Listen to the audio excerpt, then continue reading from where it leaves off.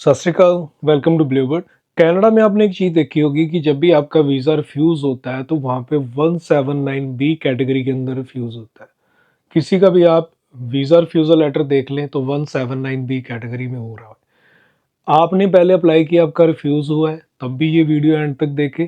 और आप पहली बार वीज़ा अप्लाई करने जा रहे हैं तो भी ये वीडियो एंड तक देखें। और किसी का भी आप रिफ्यूज़ल लेटर ले लें, अपने आस पड़ोस में किसी का वीज़ा रिफ्यूज़ हुआ है, उनका वीज़ा रिफ्यूज़ल लेटर देखें और पढ़ें तो आपको कॉमन एक चीज़ देखने को मिलेगी, वो है 179 बी कैटेगरी। और इसमें बहुत वीज़ा रिफ्यूज़ हुए हैं। तो आज हम बात करने वाले हैं कि 179 बी कैटेगरी के अंदर वीज़ा रिफ्यूज़ होता क्यों है, क्या रीज़न होते हैं कॉमन, और उसके लिए आप कर क्या सकते। चाहे आप एप्लीकेशन करने जा रहे हैं तब भी इन चीज़ों को फॉलो कर लें, और यदि आपका वीज़ा रिफ्यूज़ हो गया तब भी आप इन चीज़ों को फॉलो कर लें और आपका वीज़ा निकल सकता है। रिफ्यूज़ल चाहे आपकी 3 बार हुई है, चाहे 5 बार हुई है, चाहे 10 बार हुई है, वीज़ा फिर भी मिलते हैं। कनाडा वीज़ा इशू करता है चाहे आप पहले रिफ्यूज़ है। कनाडा में जो 179 बी कैटेगरी है ये कहती है कि आप वहां जाके वापस नहीं आने वाले, आपके स्ट्रॉन्ग इंसेंटिव नहीं है वापस आने के, आपके ज़्यादातर चांस बन रहे हैं कि आप वहां पे स्टे करोगे, इसलिए वो रिफ्यूज़ करते हैं। और इसके लिए उन्होंने कैटेगरी सेट की हुई है, वो है 179 बी। तो 179 बी जो क्लॉज है उनका यही कहता है कि कैंडिडेट हमारी कंट्री में आएगा लेकिन वापस नहीं जाएगा। तो ये एक कॉमन रीज़न उनका रहता है। और वो एक्सप्लेन कभी नहीं करते कि क्या प्रॉब्लम थी आपकी एप्लीकेशन में जिसकी वजह से आपको रिफ्यूज़ किया जा रहा है। यूके की तरह नहीं है कि आपका वीज़ा रिफ्यूज़ हुआ और एक एक चीज़ आपको लिख के दे दी कि ये रीज़न है, इसकी वजह से रिफ्यूज़ कर रहे हैं। कनाडा ऐसा नहीं करता है। कनाडा सिर्फ 179 बी कैटेगरी में आपका रिफ्यूज़ कर देता है और साथ में 2 या 3 पैराग्राफ में वो कॉमन से पॉइंट लिख देता है जो हमेशा हर एक की रिफ्यूज़ल में आपको लिखे मिलेंगे। लेकिन वो ये नहीं बताएगा कि आपकी बैंक स्टेटमेंट में कमी है, या आपके इनकम प्रूफ कम थे, या फिर आपका ट्रैवल हिस्ट्री कम थी, या फिर आपने कोई डॉक्यूमेंट मिस कर दिए। ऐसी कोई भी इंफॉर्मेशन वो रिफ्यूज़ल लेटर में नहीं देते हैं। बट जो हमारा एक्सपीरियंस है उसके अकॉर्डिंग जो हम आपके साथ इंफॉर्मेशन शेयर कर रहे हैं, ये आपके लिए काम की हो सकता है। पहला एक कॉमन जो उनका पैराग्राफ आता है उसमें एक ही रीज़न आता है कि आपके फैमिली टाइज जो है आउटसाइड कनाडा में स्ट्रांग नहीं है।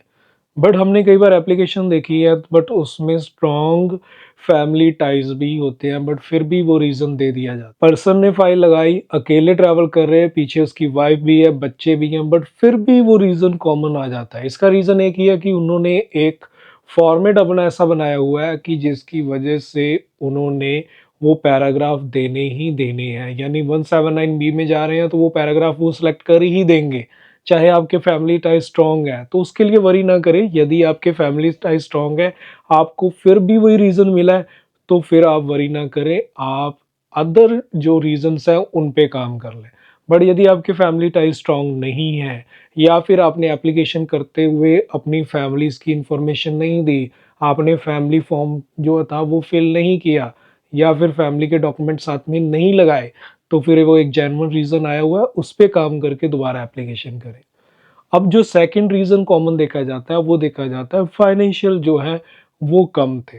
अब यहाँ पे भी एक चीज़ कॉमन देखी गई है, बहुत अच्छे फंड्स होने के बावजूद भी ये रीज़न आया है। कनाडा में ये सबसे बड़ी प्रॉब्लम है कि रिफ्यूज़ल लेटर के अंदर जो लिखा हुआ है, ज़रूरी नहीं है कि आपकी फ़ाइल के अंदर वो कमियाँ हों, बट आपको खुद देखना पड़ेगा क्या कमियाँ हैं, क्या नहीं है। तो यह वाली mistake normal Canada refusal letter में देखने को मिलती है। फाइनेंशियल टाइज यदि आपके अच्छे हैं तो मीन्स आपने फंड्स अच्छे दिखाए थे, पुराने भी थे, उसके रिसोर्सेज भी आपने दिखाए, आपकी इनकम अच्छी थी, और फंड्स जो थे वो बैंक स्टेटमेंट भी आपने प्रॉपर लगाई हुई है, और फिर भी वही रीज़न आ गया है, तो वरी ना करें, उसको स्किप कर दें। अदर रीजंस को देखें, अदर रीजंस क्या है। यदि आपके फंड्स कम थे, फिर ये रीज़न आया, तो फंड्स को इंक्रीज करके अपनी एप्लीकेशन करें, फिर आपके लिए प्रॉब्लम नहीं होगी, फिर आपके लिए ईज़ी होगा वीज़ा दोबारा लेना। अब जो थर्ड रीज़न कॉमन देखने को मिलता है, वो मिलता है ट्रैवल हिस्ट्री को लेके, कि आपके प्रीवियस ट्रैवल रिकॉर्ड को देखते हुए हम आपका वीज़ा रिफ्यूज़ कर रहे हैं।